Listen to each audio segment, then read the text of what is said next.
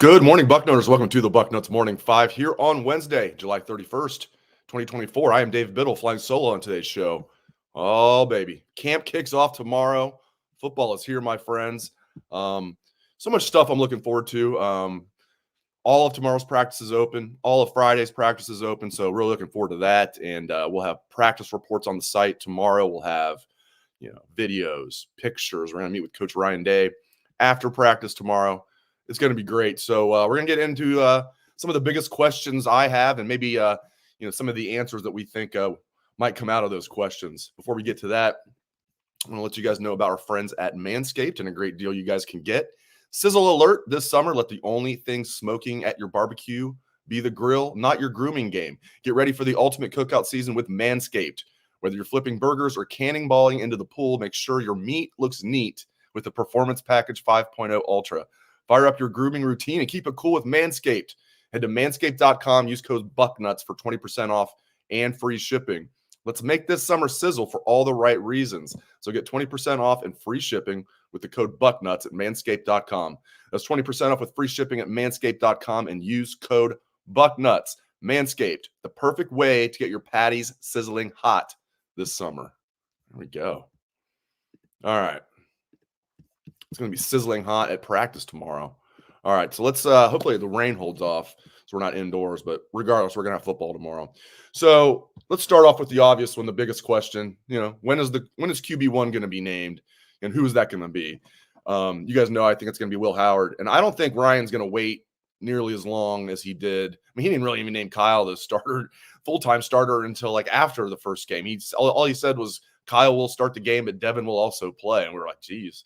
The dreaded two-quarterback system, which it really wasn't that. Devin barely played against Indiana because that game was a lot tighter than anybody expected, including, of course, Ryan Day. So I think probably after the first 2 weeks, when we meet with him after 2 weeks, roughly, I think he's going to name a starter. 2 weeks. I don't think he's going to mess around, which is, that's about half a camp, though. So it's not like he's going to do it like too early. But he's already said they're going to divvy up those reps somewhat evenly between all five quarterbacks those first 4 days. And then when the pads come on that fifth day, that's when camp really starts, that fifth day of camp. And then he said they're going to parse it down. So I think it's going to be Will Howard. And I think it'll probably be about a couple weeks into camp.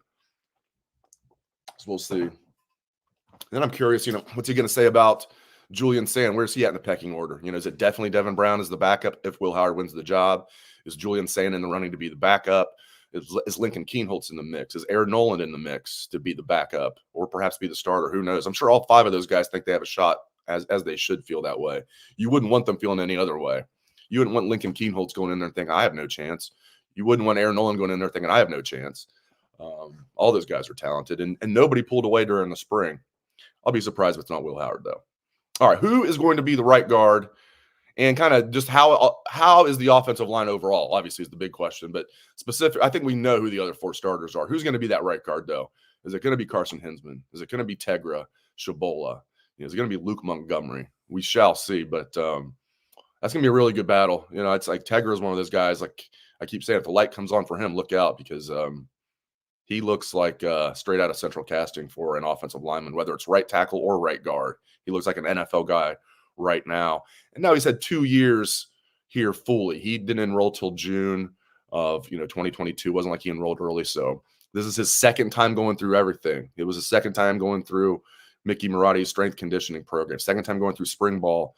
Now it'll be his third time going through camp. So Tegra entering his third year, now's the time. If it's not him, Carson Hinsman's also entering his third year. And I've heard people say he's probably not big enough to play guard, but hey, he's now had 3 years here. So, and started every game. Well, not every game, didn't start the Cotton Bowl, but started every regular season game at center last year. So he's got valuable experience, and now he's a year stronger. So I think Hinsman would be stout enough to play right guard if he wins the starting job, because that would mean he beat out Tegra and beat out Luke Montgomery.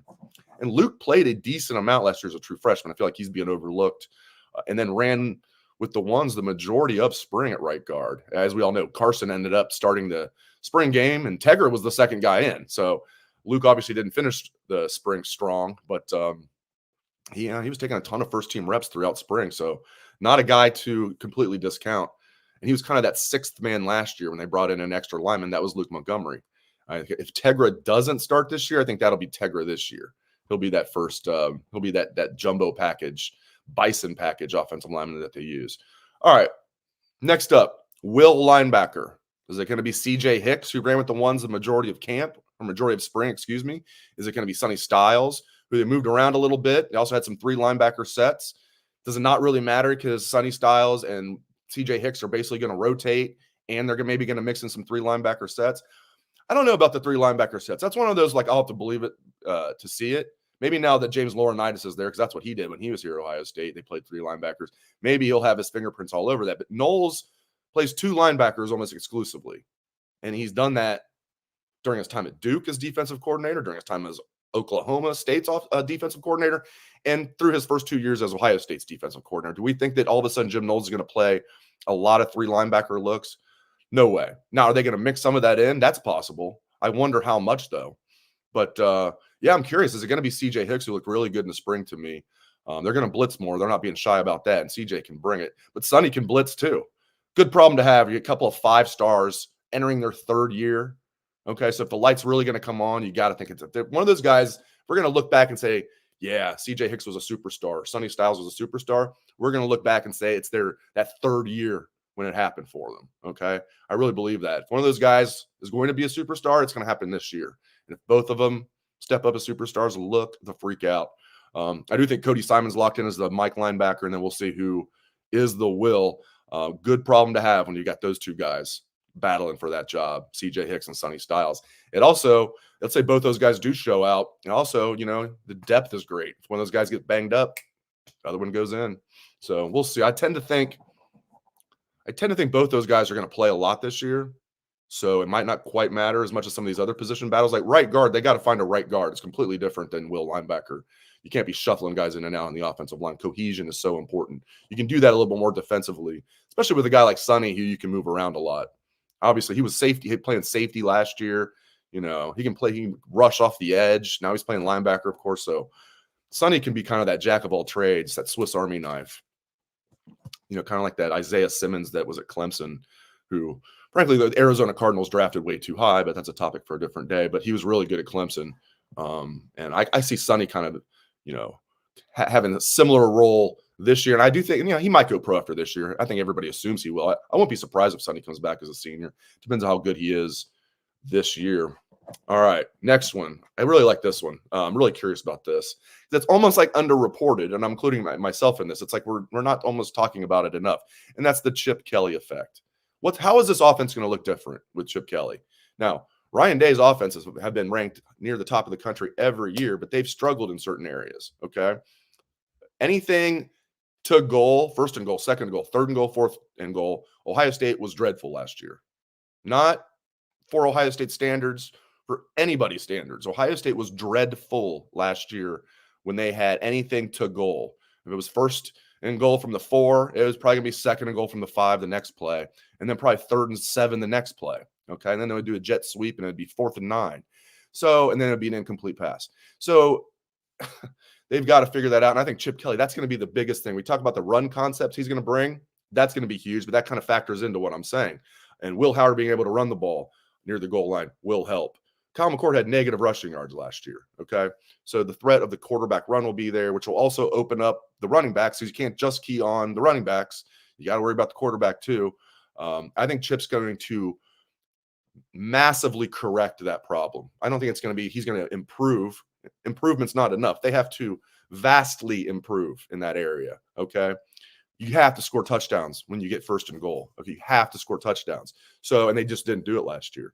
So I think that's going to be a huge thing that he brings to the table. Ohio State was kind of its deadliest from like 20 yards away, because you could just throw it to Marv. That's when they're dangerous. You get close to the goal line, it was like, oh, crap. Here, get the field goal team ready. It shouldn't be like that, as we all know, following football like we do. That should be like, okay, we're going to punch this in for sure. Not every time, but the vast majority of times we're going to punch this in. That was not Ohio State last year. And it wasn't Ohio State really the previous year either. It's a little better, when you had C.J. Stroud running things, obviously, and Kyle McCord, but it still wasn't where it should have been. And that wasn't on Stroud by any means. It was just, I thought it was the plan, the plays down there. And I think Chip Kelly's going to have a huge impact there. And just run concepts in general. That's the one everybody's talking about. But I think it's, first and foremost, let's score those touchdowns when you get close, because they will get close. Ryan Day has proven he knows what the heck he's doing when it comes to offense. He just needs, a little bit of help now. And he's able to step back and be a CEO more. So it's like a good on both ends. Having Chip Kelly here as offensive coordinator, it's like a little unbelievable. I wouldn't want him as head coach, but as offensive coordinator, my goodness gracious. And it's funny that he made his name in Oregon. And that's obviously the biggest I almost called it non-conference. That's hilarious. It does feel like a non-conference game. Other than Michigan, of course. And I know Penn State's going to be big. Other than Michigan's always the biggest game. Not breaking news there. But Oregon is that, at Oregon is that marquee game that everybody's pointing to this year with, the two favorites to win the Big Ten and two of the top 3 teams in the country, according to everybody's rankings, Ohio State and Oregon. It's funny to me that Chip Kelly, he'll walk into that stadium like he owns it. Like he owns the place. Like he's like, I built this place. That's how Chip's going to feel. So I don't know if that's going to help Ohio State, but I do find that sidebar very intriguing that Ohio State has Chip Kelly on their side when they go to their first trip to Autzen Stadium, which will be a really, really cool environment. That place holds like 54,000 people, but it gets loud. It's a really cool stadium. I mean, I've never been there, but I've heard it's great, and I've seen it on TV many times. I don't want to act like I've been there, but it's also interesting. It holds 54,000, which is about half as many as the Horseshoe. Not quite. I mean, I think what's the listed capacity of Ohio Stadium? Like, I think they say that's officially like 103,000, but it gets over 105, got over 108, I think, before. So basically half the size as Ohio Stadium. That's going to be a hell of a game. But I think Chip Kelly is going to be a big boost to this offense. Run concepts, running the quarterback more, but not running the quarterback into the ground by any means. He always has had a running quarterback, always, 100% of the time. Chip Kelly's had a running quarterback to various degrees, but has always had a running quarterback, and he'll have one this year too. Hell, he'll have one no matter who it is. All those guys can run. But I think it'll be Will Howard. So I'm really looking forward to the Chip Kelly effect. So again, I feel like that's kind of underreported. I don't feel like we're talking about it enough. Okay, some other ones here. And then I'll get to, I do have one more read I got to do. But I'm very interested in this one. Only probably Jim Tressel and myself are really, really interested in this. And that's punter. Who's going to be the punter?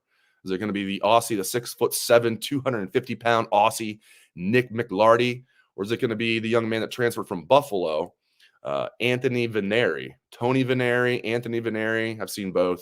I'm sure his name is Anthony. He goes by Tony. It's probably not hard to figure out, but I've seen it's usually written as Anthony, but I've seen some people write it as Tony. But he came as a preferred walk-on, which I think after this year, that's not even going to be a thing. Everybody's either going to be on scholarship or they're not going to be on the team, which is crazy. This is another thing that they've changed. It's like a massive change that's just kind of flying under the radar, going from 85 to 105, just like that. No more walk-ons. But anyway, Venneri came here from Buffalo, where he was the starter the last couple of years and was a pretty good punter, as a preferred walk-on.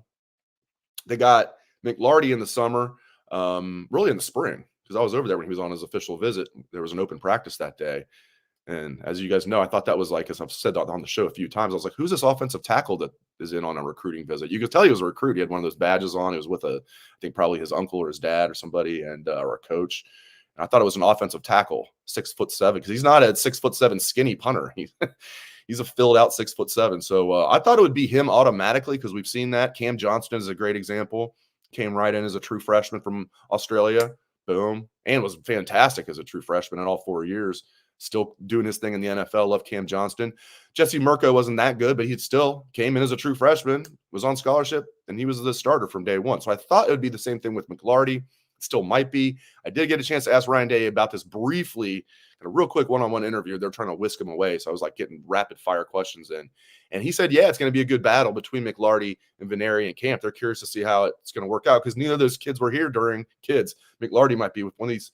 He might be in his mid-20s. I'm not sure, but no, I don't think he's that old. I think he's 20, actually. He's not one of these really old Australians who've come over here really old, like 24.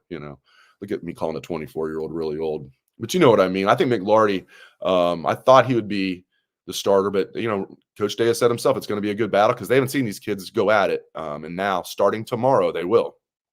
Really cool. And again, if you're just joining us, all of tomorrow's practice is open. Starts at 9:30 a.m. All the practice is open. We're meeting with Coach Day afterward. All of Friday's practice is open. We're meeting with Chip Kelly and the quarterbacks after practice. How about that? Just getting one of the two would be great. The quarterbacks, awesome, or just Chip Kelly. Fantastic. After watching the entire practice, but we got the entire practice, then Chip Kelly and the quarterbacks. So that's Friday. And then again, tomorrow, all of practice and Coach Ryan Day. So this is going to be awesome.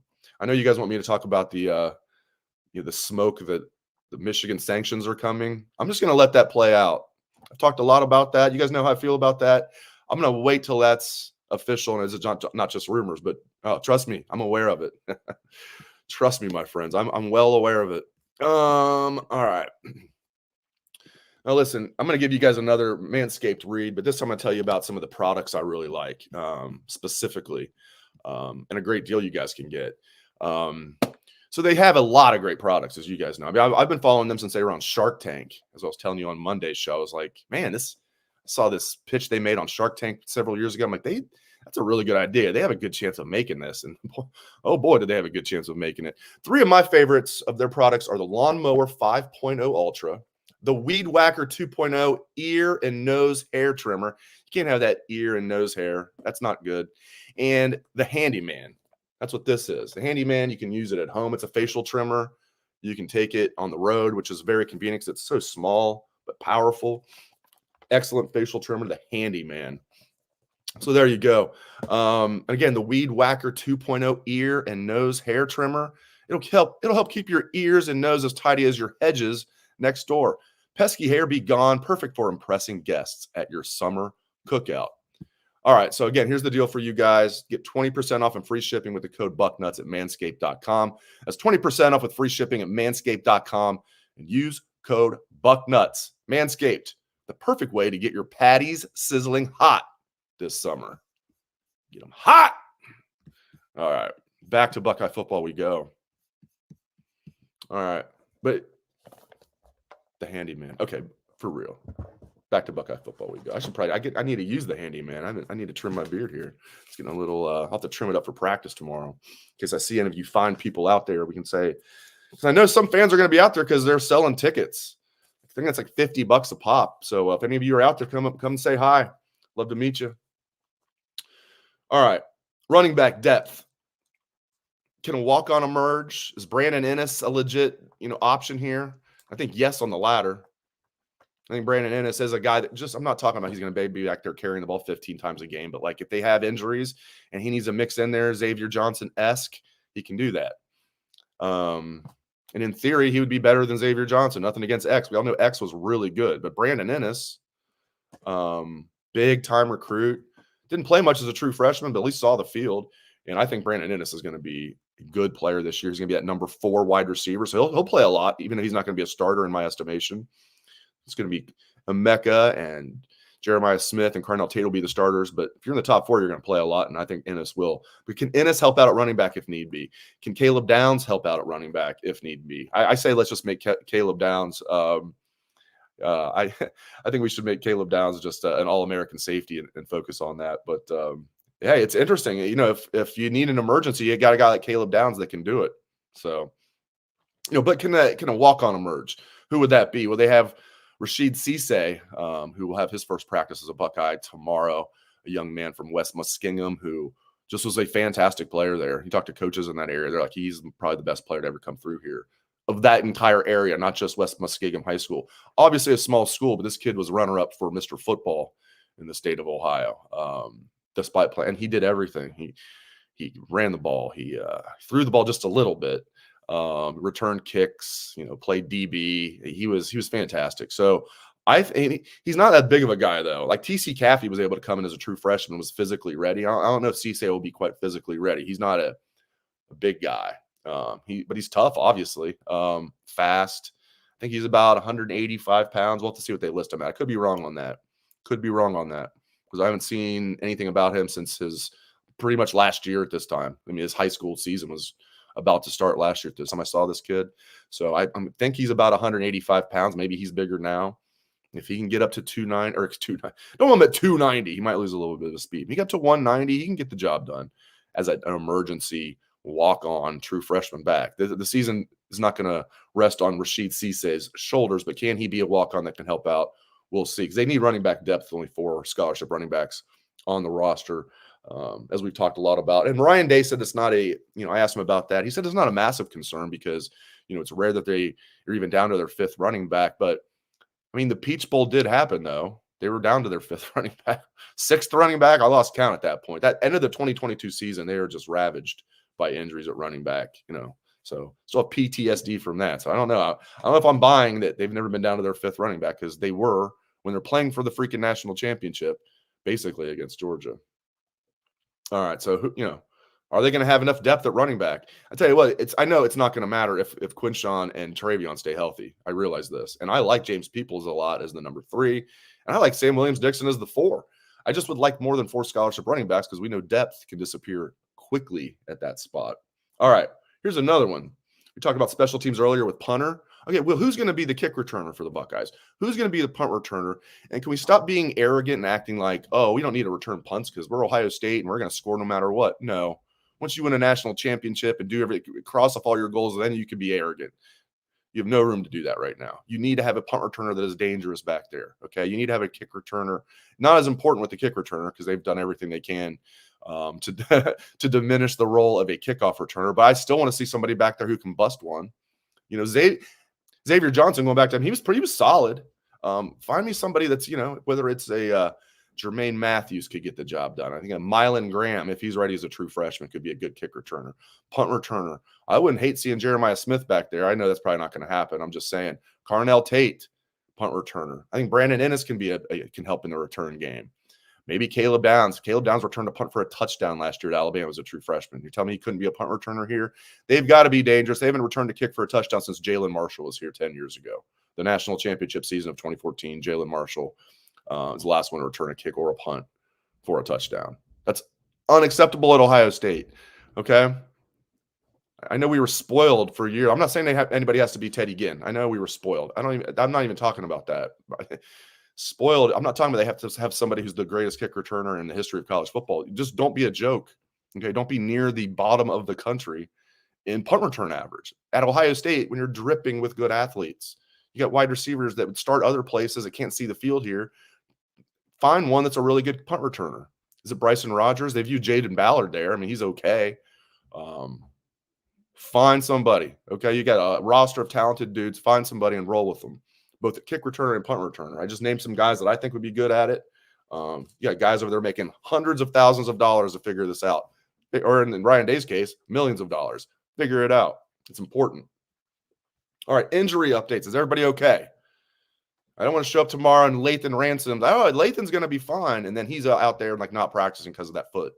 I think he's going to be fine. He said in spring he thought he could play then if he needed to. So unless he's had a setback from that Liz Frank injury, that foot injury, that's why it was a non-contact injury against Wisconsin last year, but it was in November. So kind of late in the season, and those can linger, those Liz Frank injuries, but he says he's okay. I want to go out there and I want to see Lathan Ransom starting at strong safety with Caleb Downs. Of course, Caleb Downs will be there at free safety because I think that's going to be the best safety tandem in America. Okay. Lathan Ransom is a 5th-year senior. Really the bandit is what Knowles calls that, strong safety. And then Caleb Downs at the adjuster, free safety. That's going to be your best safety combination in the country. And then if you consider Jordan Hancock a slot safety, it's really a slot corner, slot safety. It's splitting hairs. You throw Jordan Hancock in the mix, also as a starting safety, if you consider him a safety. Jeez, that's one impressive group right there. But I'm just curious. I think everybody's expected to be healthy as far as I'm concerned. As far as the ones we know, like TC Caffey's out. I bet you Court Williams is out. That poor guy. He reminds me a lot of Cam Babb, where everybody loves him. Everybody knows he would be a stud if he was healthy. He's been a captain like Cam Babb, but just can't catch a break with injuries. Reminds me so much of Cam Babb. I bet you Court Williams will be the one that wears the block O this year. I mean, he was wearing number 2, and Caleb Downs is wearing number 2. You can't have 2 defenders wearing the same number, presuming Court's actually going to play. So I bet you Court will be out. We know TC Caffey's out. There's going to be some other guys, I'm sure. But as far as any frontline guys, I'm hoping, because I think everybody is healthy. But Lathan's the one I'm kind of keeping an eye on just because I've just from following football all these years, like as you guys I'm sure do as well. You become like armchair doctors as far as not that you could like help heal these injuries, but kind of the timetable. If I tell you somebody tore an ACL, you guys would know the timetable, right? Oh, about 9 months, right? Maybe a little less now with modern technology.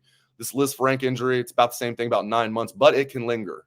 It's one of those things that could be very easy to re-injure it. But a lot of time's passed now, so I think Lathan's going to be fine.